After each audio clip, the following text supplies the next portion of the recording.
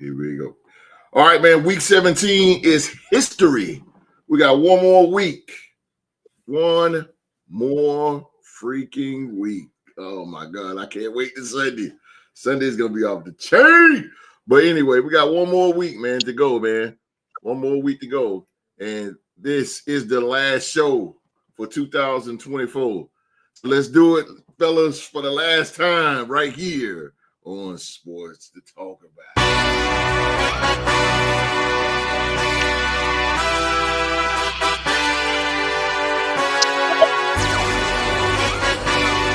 Hey, yeah, let's see how you do under pressure.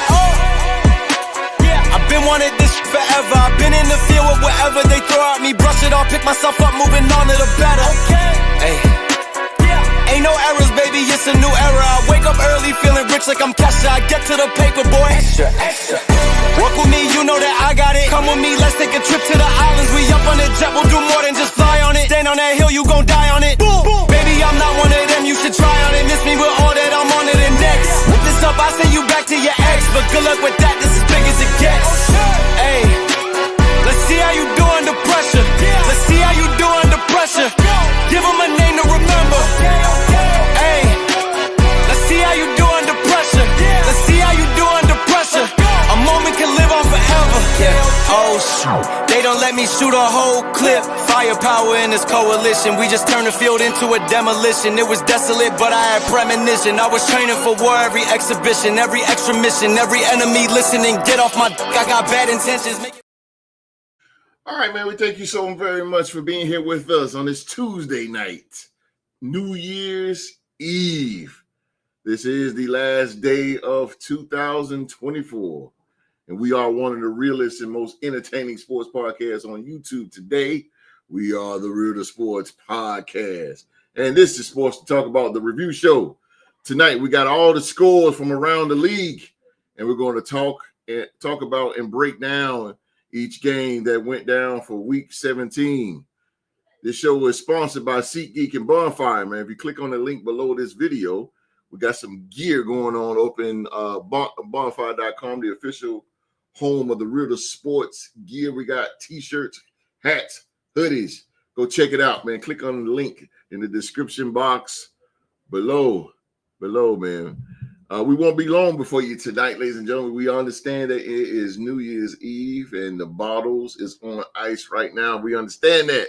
But we're going to give you one hell of a show. We're going to go out with a bang here tonight in 2024. And why not go out with a bang with two MVPs?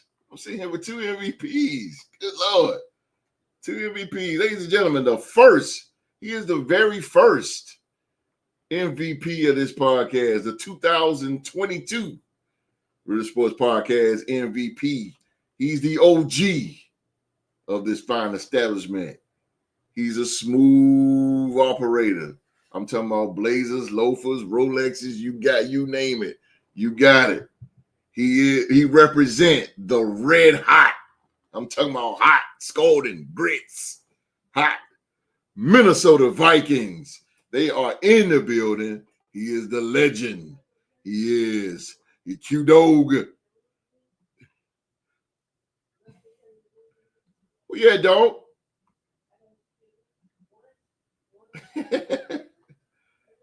Q. I guess Q don't want to talk today.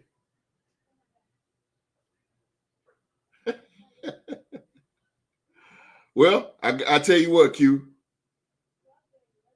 You want to say all your energy? I tell you what.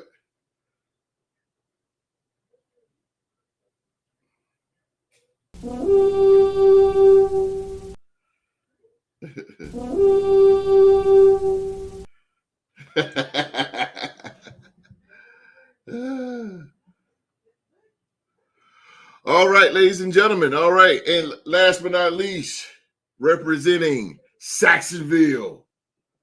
It's interesting. No,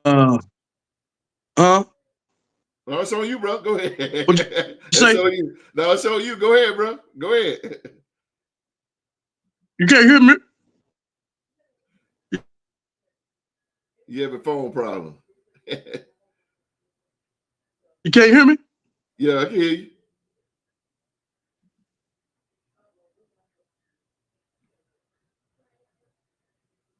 Go out and come back in.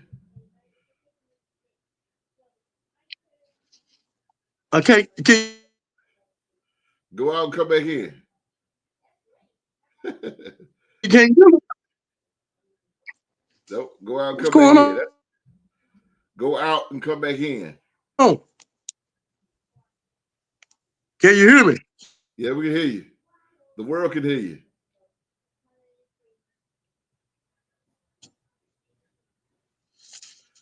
Q having some technical difficulties here. It's all good, baby. It happens, man. It happens. It happens. Well, I'm gonna get on over to Saxonville. I'm gonna go to Duval. He represent the Jacksonville Jaguars, ladies and gentlemen. And if you don't know now, if you do not know now who this man is, just listen.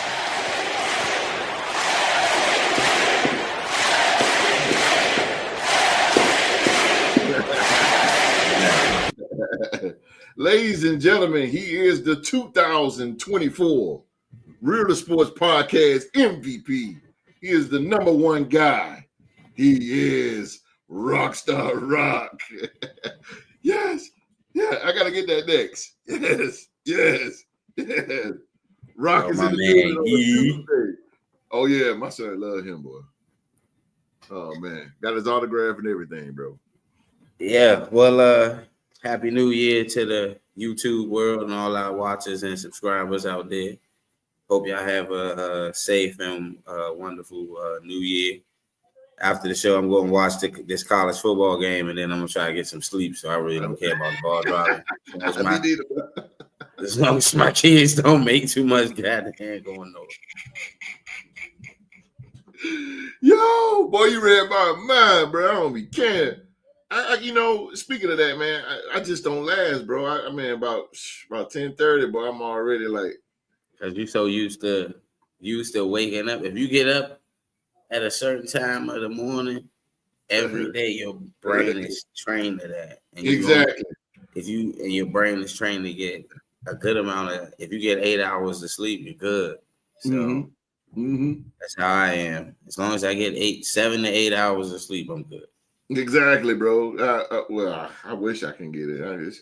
That's just so hard to get 8 hours of sleep, bro. Oh my god! But I'm sleeping tonight. I'm sleeping tonight. And if you in the hood, boy, you better sleep with 1 eye open because shit gonna be popping out tonight.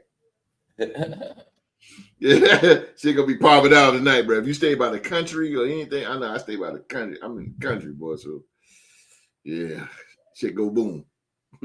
Yeah, I should hear something like that in this. Yeah, that's what I'm talking about, bro. Yeah, boy, you here, boy. Boy, they are something else, boy.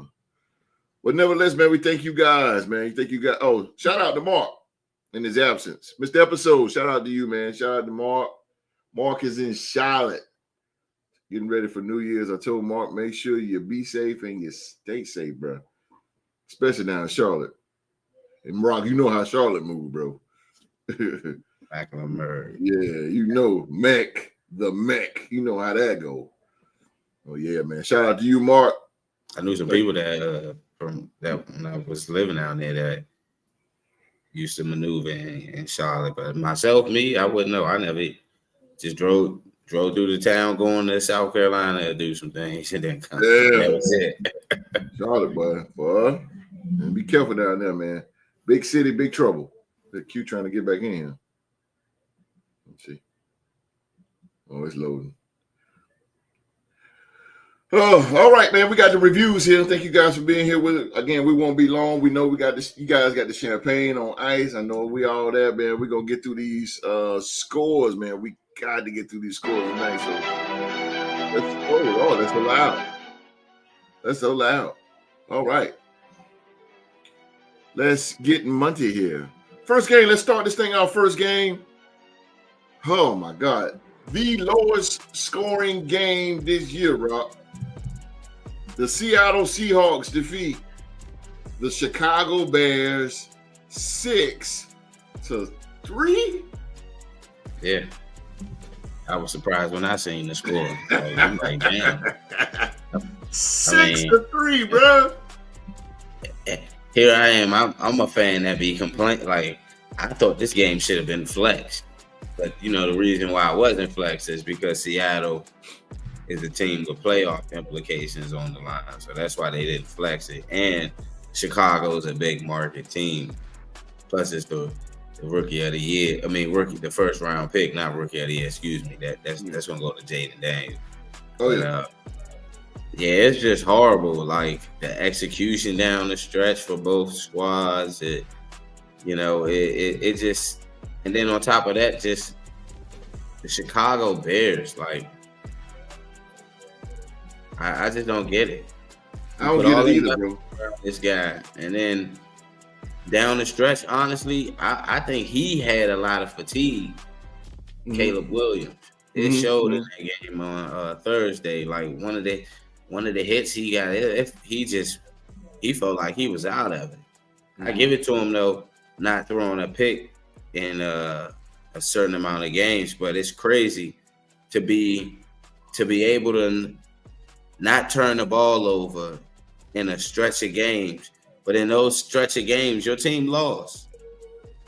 It's a rarity. That's rare in the game of football where your quarterback who has the football in his hand majority of the time doesn't turn the rock over in a stretch of games. And it was a lengthy stretch. I think it was like 10 straight games he didn't turn the 8 somewhere along the line, but it was a good stretch of games where he wasn't turning the rock over, but they lost all those games. So it's, to me, I just think it come back down to what we said in some shows a few shows back with Chicago. They need a defensive minded head coach and get an offensive minded offensive coordinator. The same route that the Commanders have done. Got a defensive minded head coach and an offensive minded a head coach who is gifted offensively to be your offensive coordinator, because Cliff Kingsbury was a head coach, and him being an offensive coordinator, he gonna get looks at another job as being a head coach as well. So it goes to show you that it does work when you have a defensive minded head coach coaching rookies, because they're giving the rookies different looks in practice because your coach is already defensively putting together a plan in practice to challenge his rookie. That's why Jaden Daniels, when down in the stretch of games, he looks comfortable against the certain defensive looks he's getting, because he's getting looks in practice because he has a defensive minded head coach. Cam Newton had a defensive minded head coach. That's why he was able to thrive, because they put an offensive system around his talent. So I think that Chicago needs to do going forward. Seattle was just playing for their playoff hopes. I don't got them winning the division this weekend. I think the Rams will take the division this weekend against Seattle in that one game for the division, as far as with the NFC West is concerned. And Seattle, it just looks like they have a lack of hope they don't have a lack of hope on offense. I think they was plagued by injuries this year. Kenneth Walker is supposed to be their bell cow at the running back position, but he couldn't stay healthy. He was gone for a good lengthy amount of time, and then they sprinkled in Zach Charbonnet in there a little bit. But I like Zach Charbonnet from Michigan. I like Charbonnet too. I like him. And I think they sprinkled a little bit of that guy McIntosh in. They gave Charbonnet some breathers. But real quick though, you said something about the offense of Seattle though. I'm gonna ask you this, Rock. Do you think Seattle should move on from Geno Smith? I think they do need to find a franchise quarterback for the future. Yeah. They do need to see if they can, if it's somebody that they like in this next draft class, or anyone that may, because Sam Darnold is going to be up for free agency, I think, because he's on a 1-year contract with Minnesota. So it's going to be quarterbacks in the offseason that they can probably look at to be that bridge. But to me, I don't think Seattle is really going to find their niche until they get a franchise quarterback for the future for them for their team. I believe they keep Geno, keep him for maybe 2 years just to help the growth of a guy that they may draft coming out of the draft this year. They have to, Rock, because he's 36 years old. Yeah. You got Sam Howell on the bench. I mean, maybe I don't know about Sam. I don't know.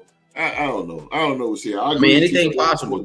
I mean, we didn't think Baker Mayfield. People didn't think Baker Mayfield was going to have another shot in this league after leaving Cleveland, and he's proved a lot of people wrong, especially what he's doing in Tampa. Like Tampa can easily put up 50 points on people, depending on. Oh hell, they almost did. Yeah. And that offense is rolling. So, I just feel like with Seattle that they need a franchise quarterback going further. Geno has showed them what he's going to show them, and that's that he's going to keep y'all in games, and he's also going to lose y'all some games. Which one more can they take? Because their organization that was in the top of the NFC a few years ago before Russell Wilson left to go to Denver, and since he didn't got there, that has dropped significantly. He won comeback player of the year. Geno did. But I think they made the playoffs once since Geno been there. Yeah. And they got smoked against Sanford. I think was it San Francisco or the Rams that smoked San Fran murked them. Yeah. So, I just think that they need a franchise guy and keep Geno or keep Sam Howell to help the guy grow. But 36-year-old quarterback, you already know what you're gonna get from him. Yeah. Yeah, that's my take on the game. So he going to shits on that. Q, what you think about the low? This was and you know this team better than I do. The Bears. This is the lowest scoring game this season. The Seattle Seahawks defeat the Chicago Bears 6-3. Is it over for Geno? Yeah, I think it's over for Geno. I really think that with the receiver core they have, they got to find a franchise quarterback. They got a nice receiver core, but it's just like, you get the good Geno or you get the bad Geno. The good Geno is not consistent. There you go. That's the thing about it. He's not consistent. Not to say that I think he's a quarterback whisperer himself. Somebody, we know the talent is there. Him and Sam Darnold went through the same path. Just that, I think he needs to groom him. He's 30-something years old. He's on his. He definitely got one foot out the door. So they just got to look for somebody that's going to get this organization going in the right direction. A franchise quarterback, and then look for somebody. Maybe in the draft, or maybe get some kind of other veteran to get out, and maybe the coach can get some kind of offensive coordinator in the room, because they too talented of a receiving core not to be making it in the north. I agree. Tyler Lockett's getting up in a little age too, but he still got it. He still can play at a high level. The next game, the Los Angeles Chargers. Oh my goodness. It's a lot of 40 burgers with cheese up in here. They've been smoked the New England Patriots 40-7. The Chargers are on their way to the playoffs, led by Justin Herbert, Jim Harbaugh. The Chargers. How deep do they go? Jesus. It looks like the New England Patriots are probably going to sew up the number 1 seed in the draft. I think they're going to show it up. Yeah. How bad? Next game we got. Oh, you want to see something on that, Rob? No? I don't, because I mean, they got smoked, bro. 40-7. I mean, I just thought the game shouldn't have been on TV on Saturday. That's what I'm saying. These sorry ass games. I seen it. They was putting them on Saturday. I'm like, damn, what they about to beat the brakes off of the New England Patriots. They 40-7. But I get it. Drake May supposed to be, you know, he's appealing. He needs coaching. He needs coaching. No, he needs coaching like no other. The next game, this one surprised me. The Cincinnati Bengals defeat the Denver Broncos 30-24 in this game. This is surprising me. The Broncos, I believe the Broncos are in the playoffs. No. They are one of the teams that's looking to get in. Both teams, the Bengals and the Broncos. Big win though. Big win, Q. Big win for the Cincinnati Bengals. Staying alive here in the playoffs, Q. How far do you think these Bengals can go here? Man, you know, one thing about the playoffs, you know, everybody, the whole record swipe, the regular season record swipe, that's 0-0. Mostly wild cards when they win, the dangerous teams when they start to go playing divisional. Joe Burrow, man, I mean, he's one of the top quarterbacks in the NFL. With Lamar Chase as one of the top receivers in the NFL. They can make things happen. So they know how to fight. And so them and also the Chargers had them ready to fight, go to playoffs. There'll be some dangerous things to face in the playoffs. They'll be a tough out. I tell you that much. They'll be a tough out. To go in and play Denver the way they played Denver. And they're making a statement. They're making a statement that, you know, it's going to be over with for everybody. Hey, what I like to see. And so, who knows? You know, who knows, bro? Yeah, who knows? Who knows? These guys staying alive. There's 2 spots left. This guy's trying to stay alive here. 8-8 goes the Bengals. Yeah. 8-8.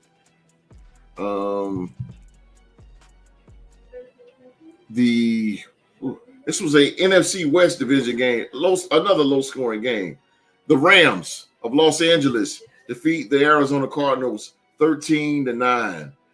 The Los Angeles Rams are once again NFC West division champions, Rob.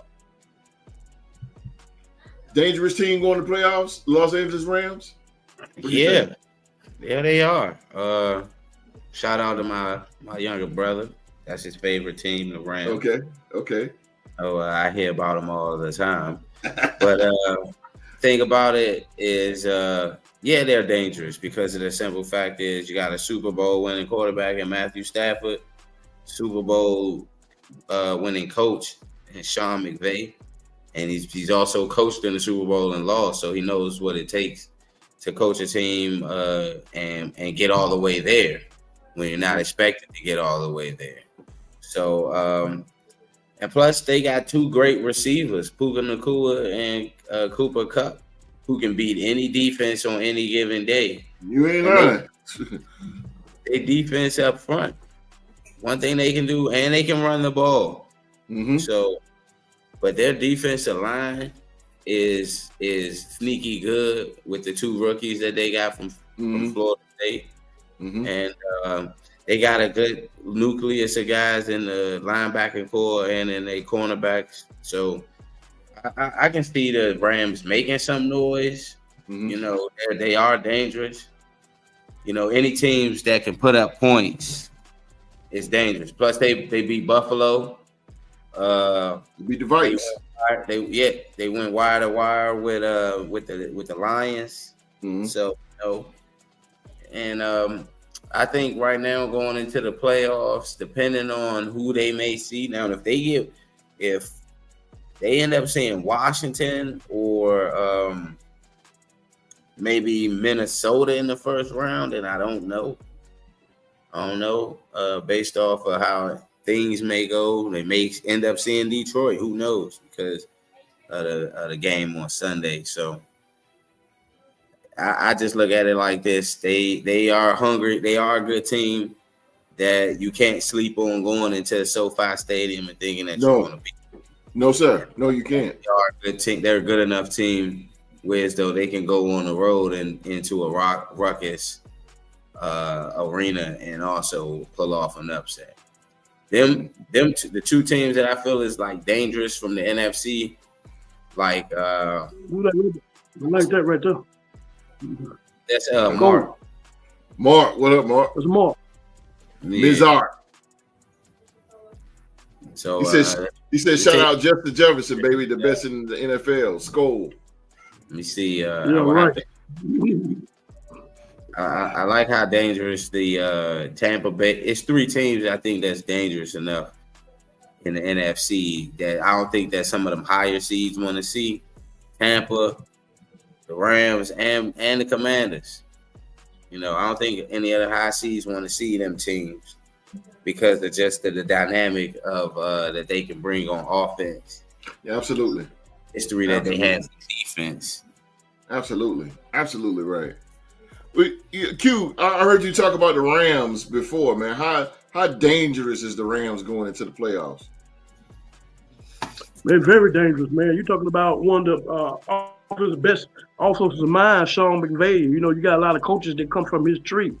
Yes, sir. So he's going to put the game plan together to keep these boys competitive and keep these boys in the game. It's all about the play call. It's all about the chess match.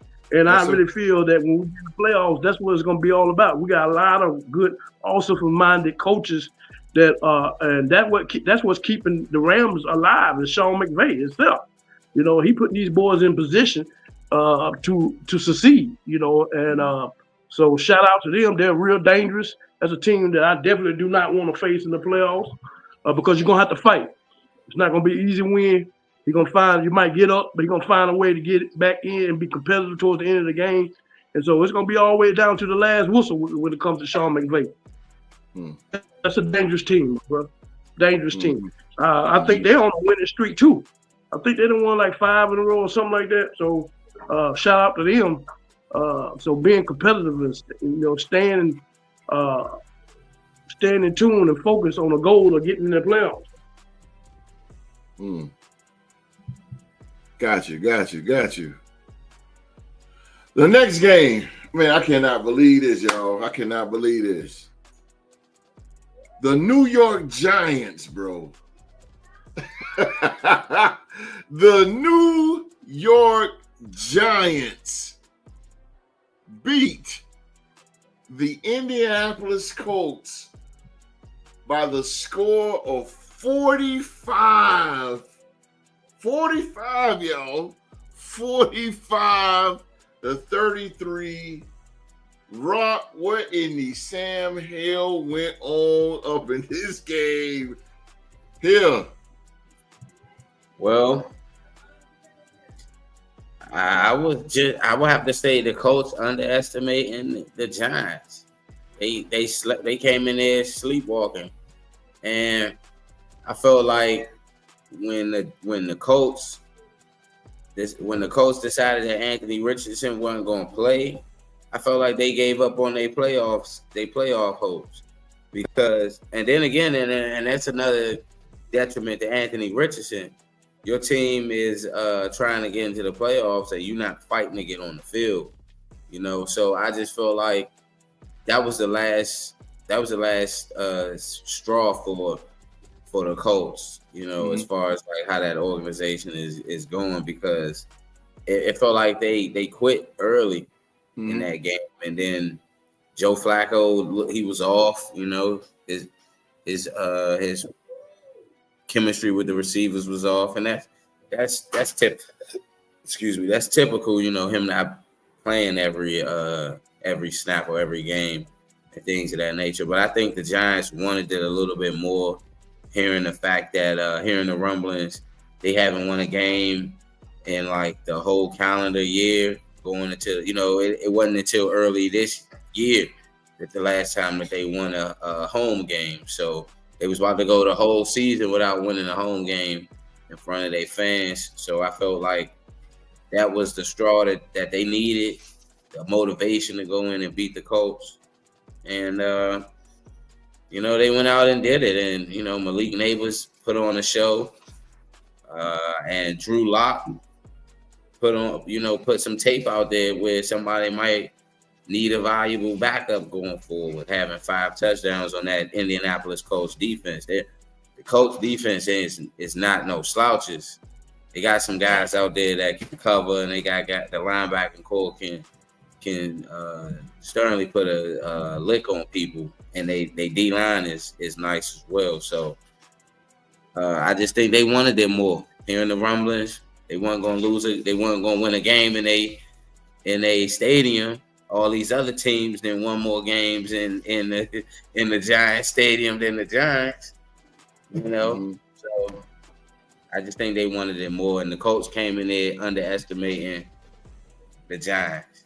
Holy hell, it's raining. Jeez, it was coming. It's raining bad.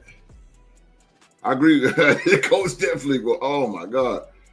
Mark says, say that, Rock. Phillip Rivers played a game with no ACL because his team had a chance to go to the Super Bowl. Yeah.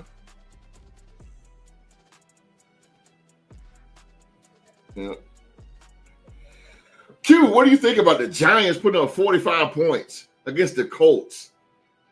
I mean, that's crazy. 45 points, bro. What do you think about that? Man, that is crazy, considering the way this season has went.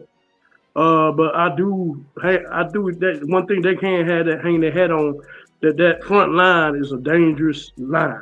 I mean, with their starts, they get after people, man. I tell you, so they can really build off of that. I hate to say it though, but somebody like Brian Flores can come up there and get that defense the way it's supposed to be. And that seemed like a perfect situation, the way, because you already got players on the defense that he would like to love to coach. But yeah, that's amazing. That's a shock. Yeah, I couldn't believe it. Mm-hmm. I couldn't believe it either, bro. But the Giants put up 45. Mark said you stole the words out of his mouth. This shit is crazy. They wouldn't have scored that many points if Brian Flores was in charge of the defense. Marco's some shit today. Hold on, wasn't he supposed to have been the coach before Joe Judge? Yeah, that's why he's NFL. Yeah, NFL, because he's supposed to be the Giants coach from Miami. So it's pretty crazy that you said that it might circle back around, because I think they're gonna fire Brian Daboll. Mm-hmm. Yeah, I think so too. He had that one good year, and then they haven't been able to put it together since. I think they won like what, 6, maybe even 6 games the last 2 years. The next game here we have. This was a AFC East division game. It was the another 40 burger. The Buffalo Bills. Jesus, Aaron Rodgers and these Jets, bro. Smack Mollywop, bro. Mollywop 40-14. I glanced at this game and I was like, okay, Jets might actually pull this off. 2 minutes later, bam. Josh Allen come out firing, man, and they smoke the Jets 40-14. And Rock, I agree with you, man. I think the Buffalo Bills is the team to beat in the AFC, no question, no doubt. And this team is capable of taking down the Kansas City Chiefs. I really hope so, man. But on the flip side, Aaron Rodgers and those Jets, man. Boy, you talking about just turmoil. The Jets are 4-12. I ain't nothing to say about this, man. Ain't nothing to say about this. Yeah, I put it like this: Josh Allen really just signified his being the 2024 NFL MVP. I think he just closed the door on it. Maybe, I don't know. I could be wrong on this, but man, the Buffalo Bills, beside the Vikes, the Buffalo Bills is on one. They are on one. They are a very scary team. And to be honest with you, I wouldn't mind seeing Buffalo versus Minnesota Super Bowl. Yeah. I say that again. I don't mind seeing Buffalo and Minnesota in the Super Bowl. But that would be a beautiful thing because both teams never won. So that'll be a beautiful thing. But I'm going to leave that alone. I know somewhere in North Carolina, Mark is pushing this I disagree with host button simultaneously. I mean, I think it would be all right if it was Buffalo and Minnesota in the Super Bowl, or Buffalo or Detroit, because I believe Buffalo went 4 times and lost, but Minnesota went a few amount of times back in the early 70s, I think, right? Minnesota went 4 times. They went 4. Yeah, so them and Buffalo and Minnesota are the only 2 franchises to do that. So I think it'll be all right for the league. But we will see. We will see, baby. We will see. No, bro, we don't need the ball. You tripping. It's tripping, Mark. I don't know. Maybe play calling. Maybe offensive coordinator, yeah. I'm kind of with that. Next game, man, we had the AFC South. Let's ring the bell for the MVP. The Jacksonville Jaguars. They defeated Tennessee Titans, baby. 20-13. Rock, the floor is yours, brother. I'm just happy to see that Brian Thomas Jr. is showing and put the work that he's been putting in is showing on the field. You know, he got the ball early and often in that game. And you know, I like how he showed up this year throughout all of those things that is happening. You know, he played through injuries. He didn't sit out any games. I think he played so far he's played all 16, because our 17th game will be this week.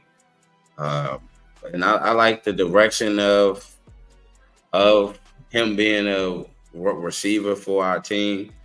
I just think that going forward, that we just need to make a few personnel decisions.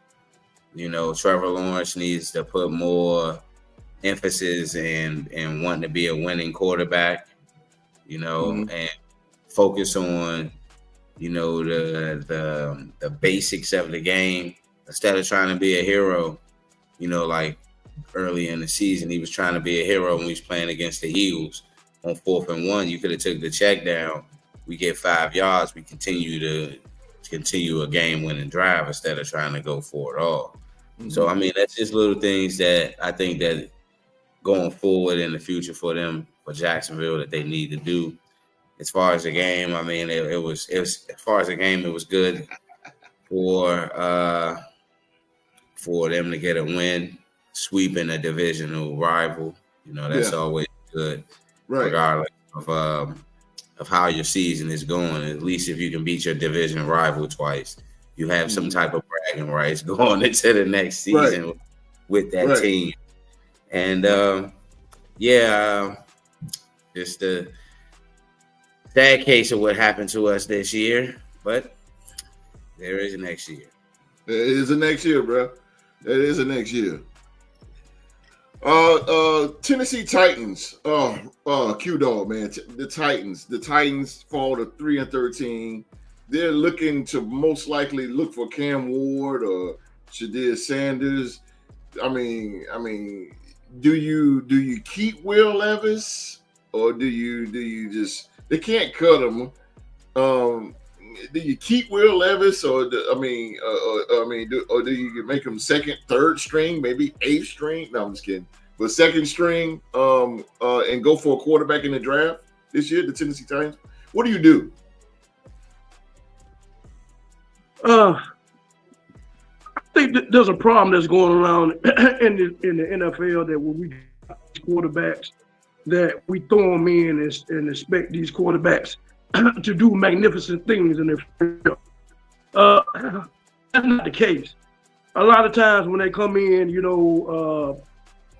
things are different from the, and a lot of them can't grasp what's going on. They can't grasp this, they can't grasp that.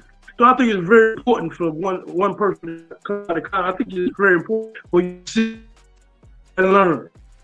Mm-hmm. And when you learn and you stick, then you grasp the game a little better than being just like being thrown in, like that. You go out there now, get another quarterback, you throw in, and happen, and they go through the.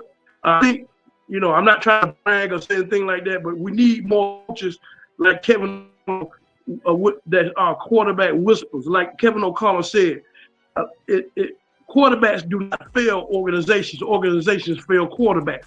We see it all the time. That they cannot groom these guys the way they're supposed to be groomed. Absolutely. They have to be fair. And then they go somewhere else, with Kevin O'Connell, they can hide the and bring out the power. Seeing this time and time again. So is it the quarterback or is it the coaches that's failing them? Which one is it? Good point, Q. Good point. Which one is it, man? Because these guys come with high potential, got nice talent, but they just, I think they just throw them in and coaches just go with X's and O's and they're not really, they're not really connecting with these quarterbacks. Mm-hmm. And so, it's going to be the cycle. You bring another quarterback in, you do the same thing. To me, it falls on the coach. Mm-hmm. It falls on him. Mm-hmm. Mm-hmm. The offensive coordinator falls on them. Mm-hmm. Y'all not getting the best out of this man. Mm-hmm. Just like talking about like the Chicago Bears, we're talking about Caleb Williams. The Chicago never had a 4,000-yard passer, and they have had that 4,000-yard passer in 105 years. Never had. So that organization really is not, what they're trying to do is you get these. I can't really explain it. I'm really with Kevin. Ooh, Lord. I'm with that because we see it constantly, man. And so these guys can go somewhere else and then shine to get with a good offensive coordinator. But who's to say, man? Who's to say? Yeah. It just got to get an offensive-minded coach or offensive-minded coordinator that can groom these guys and get them right. Yeah, I agree. That's what we need. That's what we need. Rock, I see that John Gruden. Boy, come on back, John. But yeah, who played the quarterback?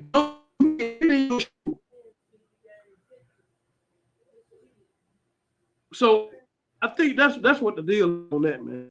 A lot of organizations for the quarterbacks. We've seen a lot of that.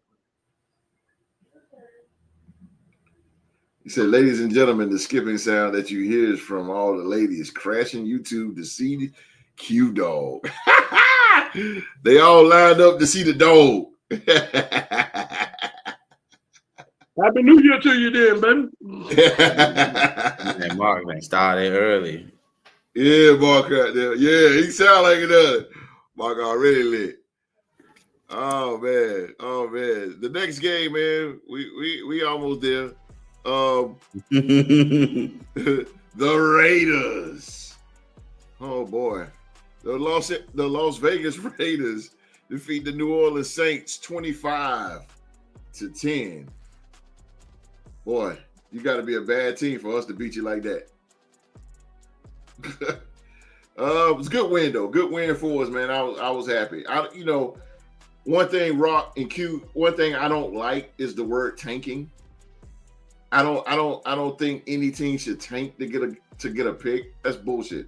I think these guys train so hard and they train, diet, everything, man, through the off season all the way to now.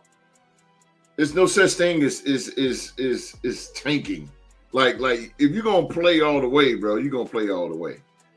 And you know, every time you put on that uniform, man, you go out there and you play your best ability.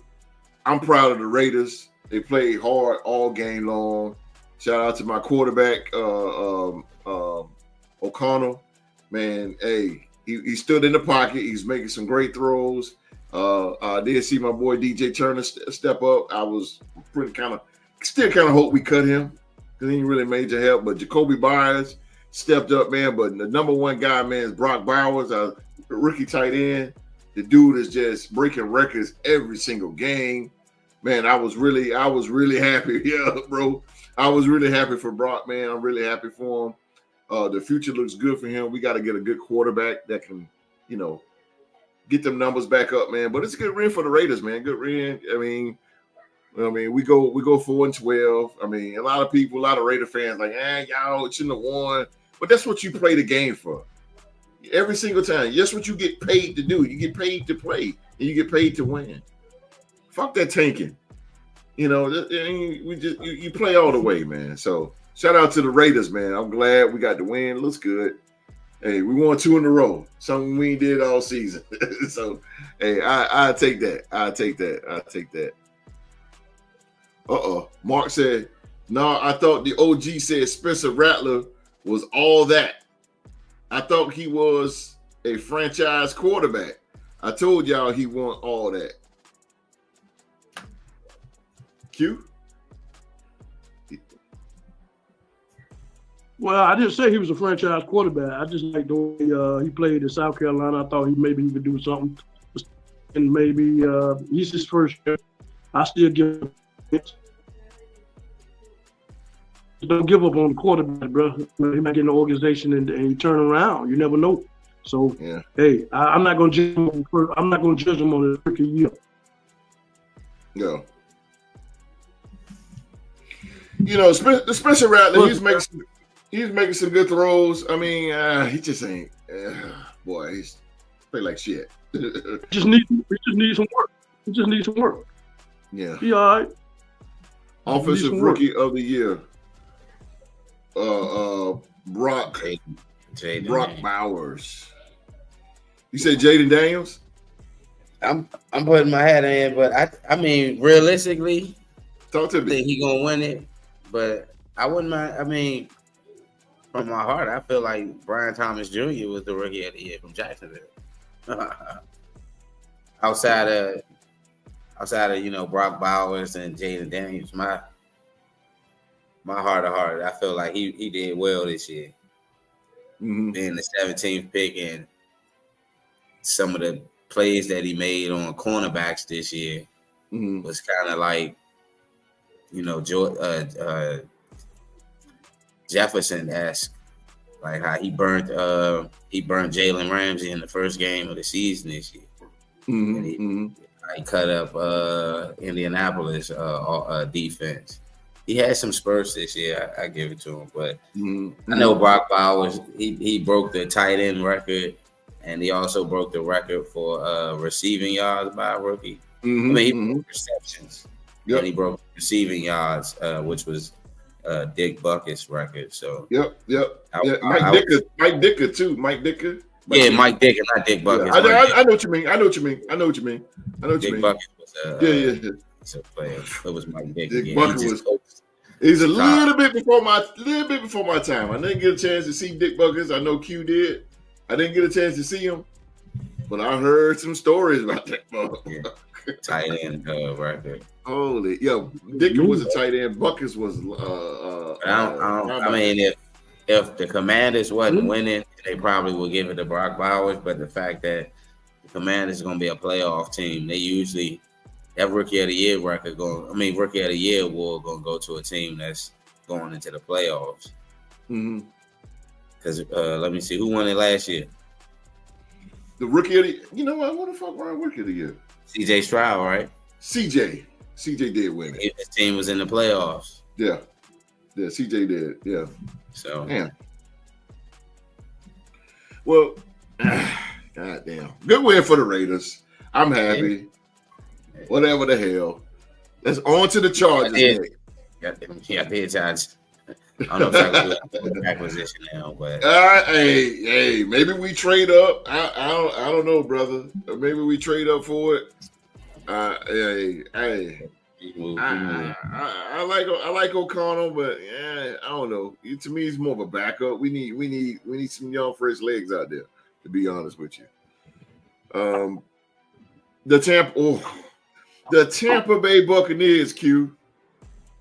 The Bucs beat the shiznick out of the Carolina Panthers 48. Yes, 48-14, bro. Q. Baker Mayfield, 5 touchdowns, 369 in the air.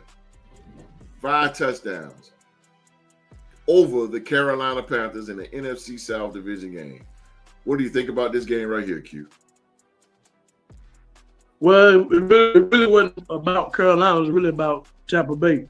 They're just trying to put a statement out there that they're just tuning their offense up to get ready for the playoffs. They're gonna be another hidden gem that you don't want to play. But you really know that when they go on, it's not gonna be that easy. So I just think that Carolina was just a warm-up game, really, not to disrespect them. Plus a statement for as being king of that division. The division not really that good. At the same time, when they get in the playoffs, they're going to team. So look out for game between us and Detroit. How and travel play a team like that with a lesser record. It's crazy, but that's to set up, because they won that conference. Yeah, I mean, I don't really look at the score they did on Carolina. I'm not looking at big scores. I didn't even look at you don't look at the score like when Green Bay, New Orleans, and shut them out. I don't look at teams when you play teams that are below 500. I mean, that don't really impress me. So I think that's just really just trying to tune up your offense. But at the same time, when you go play a competitive team, then you do the opposite. So, but they're shit in the bed, basically. They'll be a fighter in the playoffs. There'll be somebody to reckon with. Okay. Oh man, Rock, you. God damn, 48-14, bro. I ain't got nothing to say about it. I mean, Q said it, I feel like that it was just a tune-up game for him. But at the same time, like Tampa Bay been playing like this all year. Like sometimes they play down to the level of their competition and then they play up to the level of their competition because they went in Detroit, beat Detroit this year. But then when they played the Broncos early in the season, the Broncos came in there and blew the doors off of them. Sure did. I just feel like they have that type of culture going where they've been up and down. Baker Mayfield will come out and have a good stretch of games, and then you see when they play Baltimore. They got blown out. They got blown out by the Ravens. So, to me, I just feel like it depends on the matchups with Tampa Bay. They had a fairly good, favorable matchup against the Panthers. Now, going forward, as far as within the playoffs, I mean, they have a potent enough offense to stick with people, and they have a opportunistic defense. So, like Q-Dog said, Tampa Bay is possible to be one of those sleeper teams that can, make a run as a lower seat, as a division winner with, I believe they have 9 wins. Yes, sir. So I think this week if they win, they'll be 10-7, right? Yes, sir. Oh, I mean, I do get what he's saying, that them having a lower record, winning their division can host a playoff game, but it's 4 divisions. Exactly. Exactly. Somebody got to win the South. So somebody got to win it. You know. Who? That's the same could be said for Houston. Yep. Somebody got to win it. Got beat on Christmas 31-2. The 2. Now they put up 2 points. They last time they was out. They last out and they 9-7, bro. Yeah. Ain't that something? They fuck around, lose to the Titans this week, they can be 9-8 hosting the playoff game. Yeah, the coach to the playoffs. Ain't that something? That's crazy. Yeah, they can be a 9-8 division winner hosting the playoff game. God damn. So, that's crazy, boy. That's crazy. That's crazy. Oh, the next game, man, we got the Philadelphia Eagles. They went ahead and clinched the NFC East title as they smashed the Dallas Cowboys 41-7. The Cowboys are officially eliminated from the playoffs, and the Eagles, Q, are the NFC East champs again. Eagles go on to go 13-3.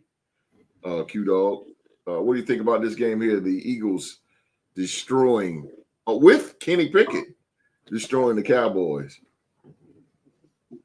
Oh man, it says a lot about more the Cowboys than the Eagles. They got a big they got a big mess, man. They got a big mess, and I don't know what they're gonna do to straighten that up. That team is just gone. Yes, sir. It's just gone. Gone. Most terrible I've ever seen them since '89 when they went 1-16 or whatever. 89. 1-15. Yeah. Yeah, Aikman rookie. Yeah, Aikman rookie. Yeah, I ain't never seen them that terrible. Right. But it's a shame that we let the title award as a quarterback award, but Saquon Barkley, man, I mean, for him to even he brought the running back position back from being extinct. Yes, he did. He brought it back from, and so now with him running like that, we're gonna pay more attention to the running back position. Yes, sir. When we notice a passing lead, and for him to do what he did doing, I think that he deserves the MVP. But I mean, that's a shame that they're gonna give it to a quarterback. Absolutely, that's wrong. That is wrong. That's wrong. But otherwise, not. I mean, they got their few little problems. I just don't think what with Jalen Hurts being in a concussion protocol when he come back, how's he gonna perform? It's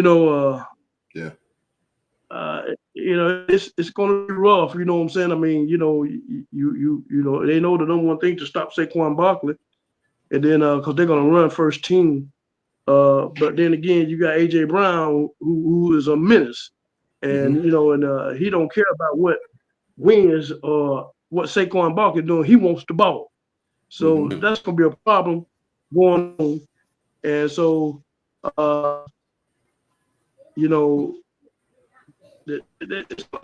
gonna be. He's gonna have to like Justin Jefferson. You know what I'm saying? I mean, in the end, but you got to be patient. And a lot of times these receivers, man, they get lost. They get lost in the game, man. So you got to give them some kind of screen pass or something. Keep their mouth shut or something. But he got to realize that he said, "Got to keep his mouth shut." You got to do the receivers, man. They'll get lost, man. I promise you. Yeah, you're right. Yeah, they don't touch that ball. Yeah, you're right. You're right. They turn the only way they keep themselves in the game, they have to touch the ball. Right. I agree with you. So, but he got to understand. He got to stick with the process, and the process is Saquon Barkley first. Yeah, Saquon is that team. Saquon, if any award he should get, Q, Saquon should be Offensive Player of the Year. The guy is fucking. He is killing it. Rock, he is killing it, bro. The Eagles has been win Offensive Player of the Year. Yeah, he should get it, bro. He should get it. The Eagles is on one. And they are. We look at Minnesota and we look at Detroit, but you got to look at Philadelphia. You got to look at Philadelphia too. I agree with Q. You know, with your quarterback in concussion protocol. But the thing about it, they clinch the division, so they get a bye. Okay, so that gives Hurts more time. Don't get a bye. No, you're right. You're right. They don't get a bye.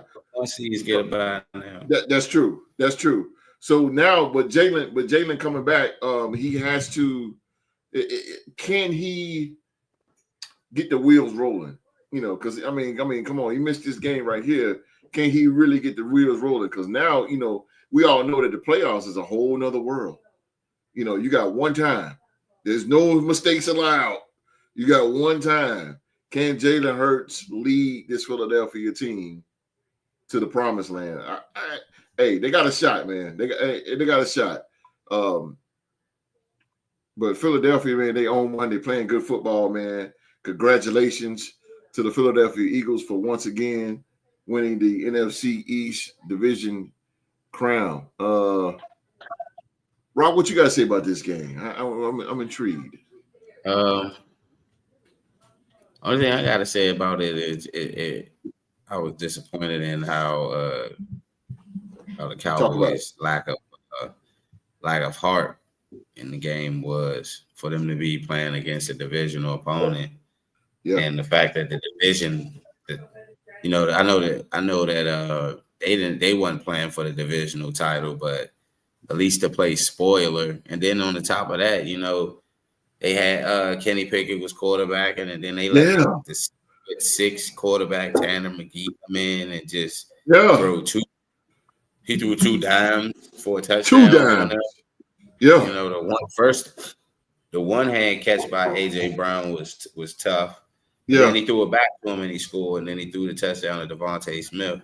Yes. So, you know, going forward, I think like if they are deciding to rest Saquon or not rest him, I think they should go record. You know, I think they should try to go for a record at least until like the first, let's say Saquon Barkley play the first half or maybe the first 3 quarters. If he close to the record by halftime, let him go in the 3rd quarter and get the record. There you go. Because to me, I feel like records are made to be broken, and this record's been around for as longer than I've been alive. So, and the fact that, you know, Eric Dickerson is happy that he may not play this week to break his record, you know, that just goes to show you how long Eric Dickerson wanna keep being relevant. You know? Yeah. For me, I feel like it's not like when his record get broken, he's going to be replaced. I mean, there's going to be a new guy that's going to have them overall record of, you know, because I think they got to get 2107 or something like that to break. Yeah, he's close to it. He got like 100 and something. He got like 100 and something to go, something like that. So so he got like to get 131 yards. He got to get it. Yeah. Huh? About 105. The record is 105. The record is 2,105, right? You got to get 105. So to break the record, he need 2,106 yards, right? So so I mean, to me, I look at it like if he close, if he got like $115 at halftime, I let him go ahead and break that record at the beginning of the 3rd. Let him go for the record in the beginning of the 3rd quarter. Especially it's on the Giants. It's a team that let this man walk out of the door. You know, like you gotta let him go out on it. You gotta let Saquon go out on his own shield against his former team. Yes. And then he still had it in him. Yes. You know, and then he go play for a team that's run oriented and put up over 2K yards. Yes. And liable to be one of the dangerous teams in the NFC that can beat any team that's in the playoffs. They could go into Detroit and beat Detroit based off of the pieces and their defense and how their run game is put together. So, four good teams, man. I really feel about he had got hurt sometime earlier this year. Saquon did. So you risk the chance of putting him in there, and he maybe might not be able to play in the playoffs, you know. And so that's I mean, they can always like let him go for the regular and then sit him after he get it. Mm-hmm. You know? Yeah. I agree. That's a good idea, Rock. That's a good idea. Huh? I mean, I don't think it, man. I don't think he should think. I mean, yeah, it's the possibility of getting injured, but we all. All right, thank you. We all know that. My bad. We all know the possibility. No, you fine, brother. You fine. Of him getting injured, but to me, I feel like go for the record. Record's meant to be broken. Then sit him out because you still don't know who you playing next week. Yeah, there you go. I agree with you. It's a smart. And then on top of that, he got a long length amount of time to rest.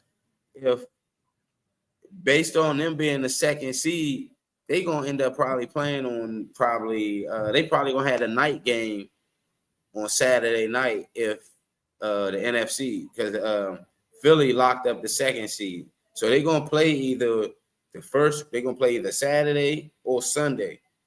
If he breaks the record this Sunday, and if they are not scheduled to play till next Sunday, he got a lengthy amount of time to get his body right for the next team that they playing. Mm-hmm. So I think he should go for it. It's only a once in a lifetime. It's not like next year he'll be able to go for it.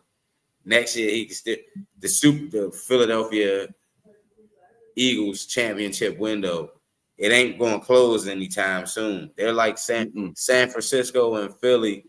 Their championship windows.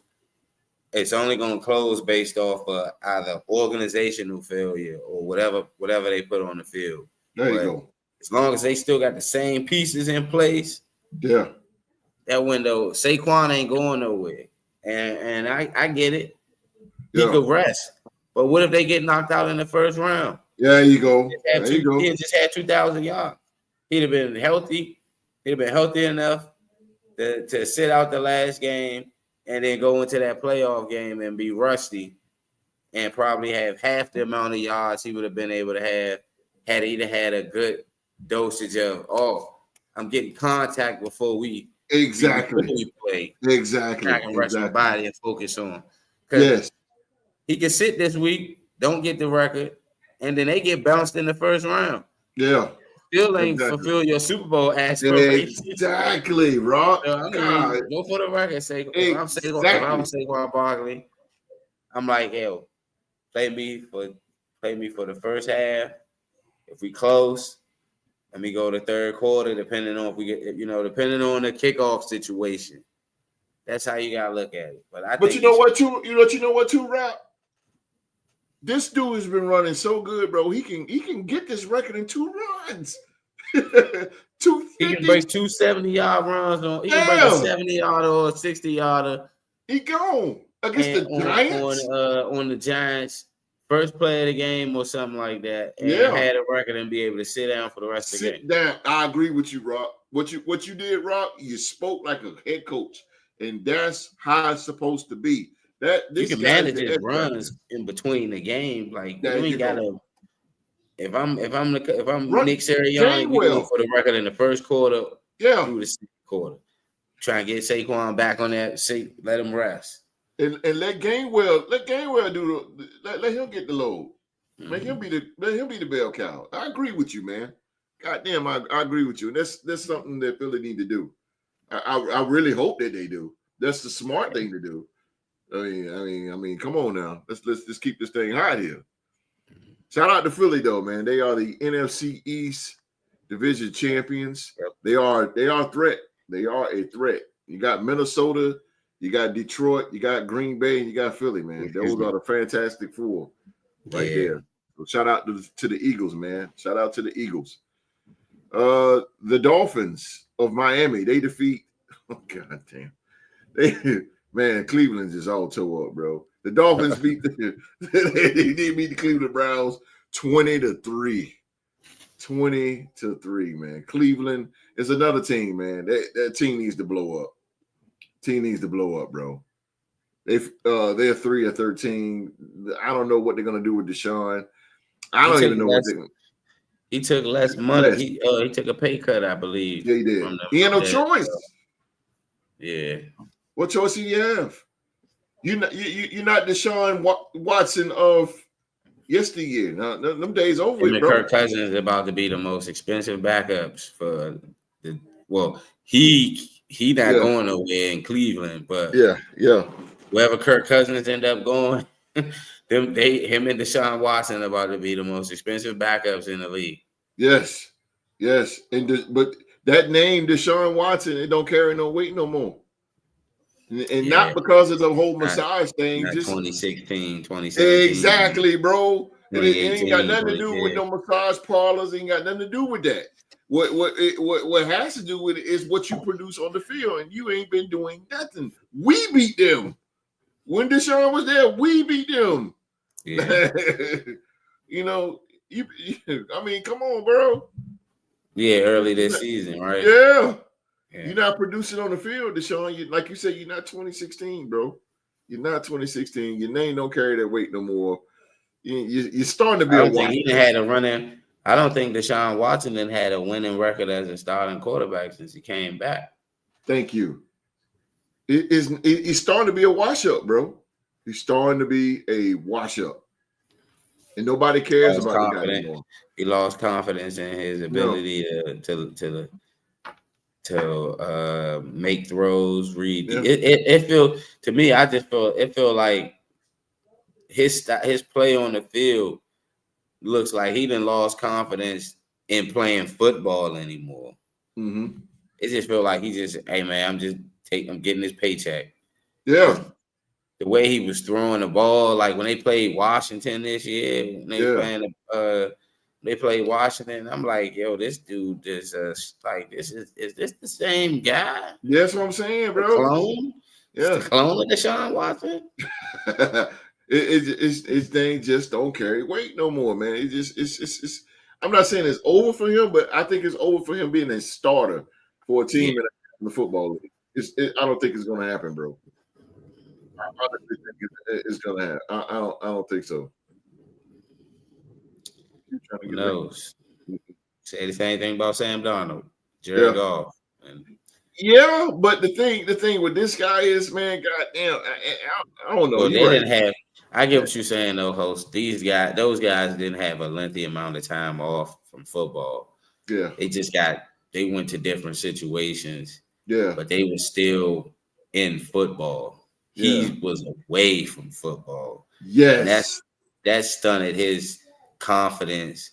Yes, and his growth as a quarterback. He lost confidence when he couldn't. He lost confidence in himself. He can't do nothing with Cleveland now. Can't do nothing. Cleveland just lost all hope for him. It's fucking crazy. Cleveland and Chicago, where quarterbacks go to die. Yeah, that's where they go. That's a fact, bro. That's where they go to the graveyard. Straight to it, bro. Damn, that's crazy, man. The Minnesota Vikings. Oh, Q, trying to get back on. Yeah, excuse Q having some technical difficulties. Said, didn't Randall Cunningham take a break from football and come back to be all right? He did. That's Randall Cunningham. Exactly. We talking about Deshaun Watson.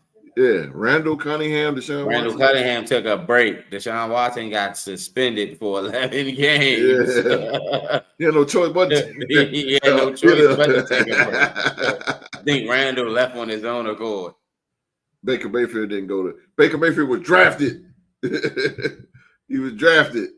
Yeah, he was drafted by Cleveland. Yeah, that's where they messed up. If you think of all of their free agent signings that went as quarterbacks, yeah, they never were seen again after they left Cleveland. Who you telling? Pfizer, Tim Couch, the list goes on. Yes, Garcia. And went to Jake Delhomme. He left Philly to go to Cleveland. We never seen Jeff Garcia again. Holy Deshaun Kaiser. We never seen him again. Dude sucked. He was all right in Notre Dame, but man, he was, oh my God, what? Trash, bro. He was trash. Jason Campbell. Yep, Jason Campbell. Jason Campbell, you right, bro. Whoo, bro, Cleveland. I don't know where Q at, but the Minnesota Vikings, they defeat the Green Bay Packers 27-25. This was a damn good game here. I really enjoyed this game. This was the game of the week. Once again, though, you listen, I know Minnesota's dominant, and we shower Minnesota with a lot of gifts, and we praise Minnesota. But one thing I can say, Rock, the Green Bay Packers, they are a worthy opponent, bro. This is the second time that the Vikes have played them, and they only beat them by 2 points. They were this the is the opponents second. to everybody outside of the Vikings in Detroit. Yeah. You cannot. Jordan Love, he played a terrible game, but one thing about him, man, they like cockroaches. They're just hard to kill, bro. They're just hard to kill. First game, they were down 28. they were down 20. You said Green Bay needs a clear-cut number one receiver. This receiver, like a mini joint, ain't working too well. Oh, yeah. That's true. They don't have a clear-cut number one receiver. That's true. That is crazy that they got a main running back, but they go on wide receiver by committee. Usually you see an organization go running back by committee, but they got their number 1, 2, and 3 receiver. Yeah. They don't have that dog. They got an X factor, which is Reed, but they don't have that dog yet. But they puppies. Yeah. They puppies. Because it'd be like Jadon Reed, then it'd be Wicks sometimes, then it'd be Romeo Dobbs. Romeo Dobbs, and then sometimes when Watson playing, he get the rock. Then they sprinkle in a little bit of Tucker Kraft. And, Tucker Kraft, yeah. They got weapons, but they got puppies, man. They and then they got somebody else, but with Tucker Kraft, right? Then they got another tight end. Oh, Jesus. What's his name? I know exactly what you're talking about. I see him too. I know exactly what you're talking about. Yeah. Can't put a finger on it. I know exactly what you're talking about, bro. Mark. When Kraft was hurt, they had another tight end that was like a Wiseman said on the show. In order to win, you have to have it. Yeah, you do. Yeah, you do. But Green Bay is. I mean, they're 11-5. But the thing I like about them is you can't kill these dudes. The first game they played Minnesota, they was down 28-0. Musgrave's son. Yeah, Musgrave. Luke Musgrave. Yeah. Well, when the first game they played, Minnesota was up 28-0, and Green Bay came back. I forgot how far they was up in this game, but Green Bay came back again. 21-7 in this game. They won the last game. They won 31-29. Yeah, they won 25-27. That's what I'm saying. Like you can't count Green Bay out. Those guys got heart. They got heart, man. But I really enjoyed this game, Rock. This is the game I was really. I keyed in my time in the most. See, that's the same thing that hurt Green Bay in the playoffs last year. When they was able to smoke. See, when they on fire and they get up on the team, because we seen them do that to New Orleans, and then last year in the playoffs they did that to Dallas. Yes. But when Jordan Love out there and he erratic and he throwing picks, he can definitely throw a team out of the mix. You are absolutely right. And Minnesota rattled him. They rattled him a lot, and they threw him out of rhythm, threw the whole team out of rhythm. But some way, somehow, let me tell you something. That number 8, Josh Jacobs, man, good Lord. Josh Jacobs is running the ball. I believe he leads the league in rushing. I believe. But shout out to Josh Jacobs running the ball, man. I like Green Bay. Those guys, it's like stepping on ants, man. They're just hard to kill. I was really, really entertaining this game. We had the Sunday night game. We had the Washington Commanders are in the playoffs as they defeat the Atlanta Falcons 30-24 here. Now, this game was interesting. I honestly thought that Atlanta had this under wraps. I really did. Bro. I got you. Yeah, I really thought this game was under rest. But really quick, what do you think? Oh, okay, got you, bro. What do you think about this game? What do you think about this game here, Falcons and Commanders? Well, I thought it was a good game. I thought the weather was going to play a little part in it, but the weather took a change for a greater purpose. It didn't take a change for the worse. Like I thought it was going. I thought it was going to be more rainier up here during the game. I actually was watching the first half and went to sleep. I'm not even gonna hold you. I went to sleep. I had to get up. I had to get up to go to work. The morning shift at the stadium. I usually work the afternoons into the night shift there. So, it was a great from the people that I work with that told me about the atmosphere of the game. They was there till like 2-3 o'clock in the morning. Fucking the game was over. Yeah. The game did go into overtime, and Jaden Daniels made sure that Atlanta didn't even get the ball. When they scored, it was only 2 minutes.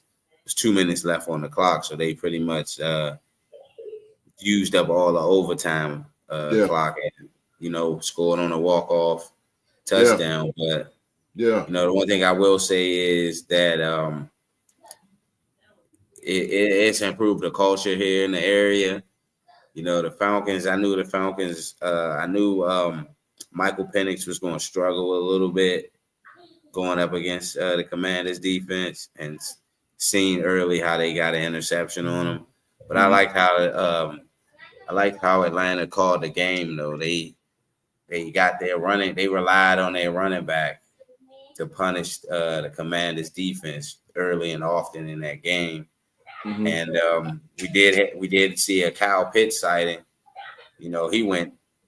They wanted to blame Kyle Pitts for not having how can I say, they wanted to blame Kyle Pitts for not having a good year. But there's been times when Kirk Cousins was playing, I would watch Kirk Cousins not even look at Kyle Pitts' area, and the brother was open. So. But other than that, hey, they got the job done. They clinched the playoff, and Jaden Daniels is one, man. He is something else, man. That guy, that's another guy that never quits, never say die. And that's what a quarterback does, man. He put that team on his shoulder. I really enjoyed the Terry chants, man. The Terry. Yeah. They want him to get off. It's crazy. Yeah, it's crazy that he didn't really get to do what he normally do. They didn't give him double coverage as much. Yeah, they put that double coverage, and the safeties. They made sure the safety was playing. Not playing high, but they helped out. It's like Atlanta was like, oh no, because when the crowd get going like that, the coach gonna call his number. But they had a good game plan, relying on Zacchaeus, who used to play with Atlanta. Yeah, so he was in that organization, and he know how that organization is. Right. Yeah, that game was out. That game was pretty lit too. Like you said, it definitely changed the culture. Changed the culture in Washington. Washington is now they have made the playoffs for the first time since 2020. So shout out to the Commanders, man. Shout out to the Commanders. Since COVID. Yeah, since COVID. Absolutely. This is the last and final game here, Monday night game. The Detroit Lions defeat the San Francisco 49ers. 40-34, setting up Sunday for the number 1 seed, and the Minnesota Vikings versus the Detroit Lions. Man, this game right here, I didn't see because I had to go to work. I'm with you, bro. I got to go to work, man. So, but I did see the first half of it, man. I'm gonna tell you, Jared Goff, man, is a accurate son of a gun. He is a accurate son of a gun. He was throwing dimes. This game went back and forth. 49ers came out firing. Detroit came out firing. I like stuff like that.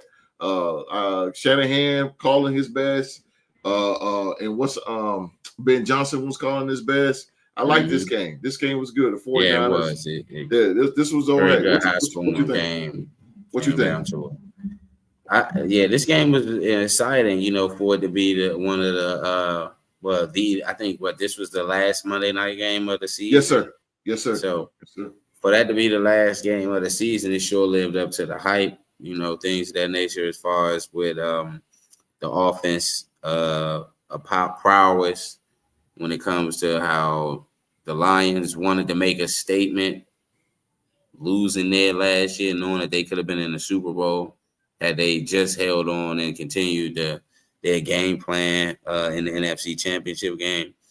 I like how Jahmyr Gibbs, I like what he was starting to bring to the table when he had the bulk of the responsibility and the reps as the running back. Ooh, yeah. For them.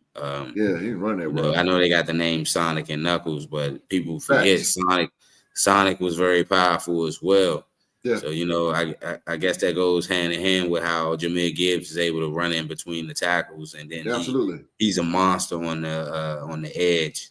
So, and then again, Jared Goff being able to get over the hump and beat San Francisco. Yeah, he was actually 0-4 against San Francisco. Yeah, it's very true. Nobody really says nothing about that though. Never beat San Francisco. When he played with the Rams, and he lost to them in the NFC Championship game last year. So it was a pretty good thing to see for him. San Francisco, I enjoyed watching them not give up. They had fight in them all the way to the end. The end to where Brock Purdy when he threw the pick, and then to the point where I think he threw an incomplete pass where he hurt his hand, and then he had to come out. So but they fought all game long until them last 3 minutes of the fourth quarter and whatnot. So, which is not a bad loss for a team with an insurmountable injury. So it's not bad at all. Not bad at all. Yeah, not bad at all. In fact, I think both teams have I think what Detroit got 17. They said they got 17 people on IR or something like that. Yeah. San Francisco had, they main guys on IR as far as Ayuk and McCaffrey, and then I think Trent Williams. I think they sidelined him for the rest of the season, and Greenlaw. So. And then they said last night that Fred Warner was playing with I don't think he had a broken bone in his foot, because if he had a broken bone in his foot, he wouldn't be out there playing. Exactly. I think he got maybe a fracture or a sprain in his foot that is allowing him to play, because you can't. There's only so much you can do to shoot up you can't shoot up a broken bone. Once that thing is broke, it's a wrap. And the way he was standing, the way his stance is, he was standing up.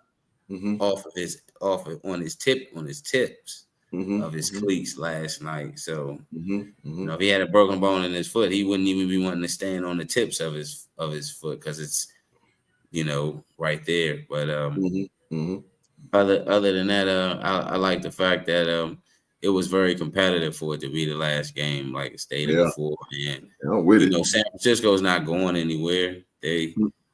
We've seen this from them before, where they have an injury-plagued season, and then the next year they fully healthy, and by midway point next year, we be saying, "Damn, San Francisco 11-0." Yeah, something exactly. Like that. So, they're back. That's what we're gonna say. That's exactly what we're gonna say. They always contenders, and they got a good team. They just got to get those injuries back. But they are getting old. I will say this though, they are getting old. Yeah, in their key positions, as far as on the Trent Williams getting up there. Yeah, McCaffrey only got so many years left. They're gonna have to find somebody to go. Kittles. Yeah, Kittle's getting up there. They gonna have to find somebody to go opposite of Ayuk, because Debo only got so much miles on him, and the fact that the type of receiver Debo is, he's a bruiser type receiver, like Hines Ward type. In a different matter that Hines Ward didn't line up in the backfield, but he had that amount of toughness that if Pittsburgh did line him up in the backfield, he probably could get you 5 to 6 yards. Yes, absolutely. Carry. So absolutely. I just think it's too much. It's been too much wear and tear on Debo. So I think they should go after another guy because Ricky Pearsall showed last night what he can bring to the table as far as the future for them. Yeah. So that's why I say I think it's bright for them. Mm-hmm. I agree with that. See what they do with Purdy. Was going off. He was going off, bro. He was getting open like hell. I mean, goddamn. But I mean, the Pearsall thing. I couldn't figure out what kind of coverage Aaron Glenn was doing. I couldn't figure out what the fuck is he? Wasn't no coverage. He was catching them. Pearsall they was catching them with them deep corner routes and or them deep zigs. Where he was going or option where he had to wherever the coverage was playing him heavy to, he had the option to go to the left or to the right. Right, yeah. And you see the play where they tried to catch them where he was going on a slant. That's where he got picked off. Yeah. Brian Branch picked off Purdy. They was killing him on them deep corner or option routes. He was tearing them up, bro. Yeah. Try to go across that they try to go across with that slant across the middle. That's when he got picked off, though. Yeah, that's Jawan Jennings level right there. You gotta, that's the guy for that. Yeah, he's strong enough to go across the middle, take up enough space. Oh hell yeah! Oh hell yeah! He's a dude for that. Well, ladies and gentlemen, that is all the scores from around the league for Week 17. We got one more sports to talk about, and that will be next week. One more for the season. One more. We're going to get out of here, though, because like I said, we know the champagne is on ice. Everybody get ready to enjoy their new year. The reveal. 2.5 hours. About 8:41. Maybe 3.5, somewhere around there. Week 17. And break down. Mark won. Mark got you. Mark won. I figured that because he won with the Raiders and he won with another team, I think. Let's see. Because I know the Raiders and the Dolphins. Because I picked in the Lions. Well, of course, I picked the Browns. Well, I picked 49ers, Browns, and Saints. The Saints, yep. And I lost with the Colts. Me and him both lost with the Colts because I know both of y'all lost. Yeah, both of y'all. Y'all was going neck and neck till y'all got right there to them Colts. Yeah, because I think he picked the Titans. Yep, he picked the Titans. He picked the Titans, the Dolphins, the Packers. The first 4 games, I started off 3-1. Yeah. Both of y'all did because y'all, like I said, y'all was going neck and neck till you got right there to the Raiders and the Saints. Raiders and Saints. Yeah, that's when y'all split. Yep. Mark is the king of Week 17. Mark went 11-4. Rock went 9-6. 9-6. Okay.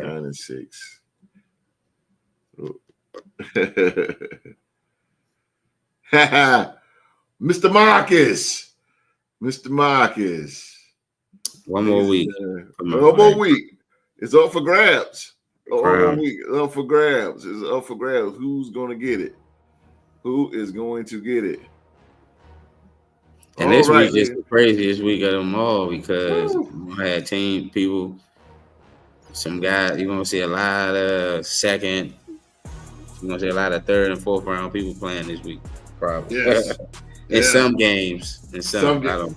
Oh no, we might see some jewels, man. You never know. I know I am looking forward to the Minnesota-Detroit game. I'm looking forward to see if the Broncos going to get what they going to do and what's the name resting their starters, the Chiefs. They're going to rest. And if Buffalo going to rest their starters against Miami, right? Buffalo play Miami, right? Yes, sir. No, Miami played the Jets. My bad. Miami played the Jets. Buffalo played the Patriots. True. Let me make sure. You all right, sir? Miami. It's going to be the Bills and the Patriots. Yeah. Yeah, Bills and the Patriots. Because they think the Patriots might mess around and win, and then don't keep the pick, number one pick. Buffalo will give a care. They don't give a care. They don't give a jack. Ladies and gentlemen, so they can afford to lose in New England. They just beat them in Buffalo. They just beat the brakes off them in Buffalo last week week before last. Shit like that. Yeah, Buffalo, man, probably half of the team in Cancun, chilling, whatever, getting ready, whatever. We ready for the playoff, whatever. We don't care. They out of here. They don't care. All right, man, ladies and gentlemen, that is our show for today, man. As always, I want to thank you for watching another episode of Sports to Talk About, the review show. Tuesday. This is we got one more Tuesday for the review show for the 2024 NFL season, as the playoffs and the Super Bowl is coming around the corner very, very fast. So but we will keep bringing you the news on Saturdays. We still got that debate and that good talk on Saturdays as well, man. We want to thank each and every one of you. Word. We want to thank each and every last one of you. Yeah, thank you, each and every last one of you, for rocking with us this whole entire year of 2024, man. All you subscribers out there, thank you guys so much. Through technical difficulties, do a bunch of stuff, man. Thank you guys for rolling with us for 2024. 2024. We're going to get out of here, man. We got words from the MVP. Well, like I said before at the beginning of the show, y'all having an illustrious, safe New Year's. Don't do anything I wouldn't do. And put your family first, and 2025 will be here before we know it. And I'm going to get some sleep. So I know that's right. Real to sports. No, that's right, bro. You can say it again. As the MVP said, he going to get some sleep. Shout out to the dog. He was having technical difficulties on it, man. But we will be back in the building in 2025 this Saturday at 1 p.m. live right here on YouTube, as we will talk about who will get the last playoff spots in the AFC and the NFC. And does Sam Darnold deserve to be MVP consideration? We're going to talk about that, man. So come on back and join us this Saturday afternoon at 1 p.m. The Rooter Sports Talk Show live right here on YouTube. You know the saying, man, never fight mental health alone. And everybody around the world, man, be safe and stay safe. Happy New Year's to everybody around the world. Have a safe, happy New Year's. And that's in order. And we'll see you in 25.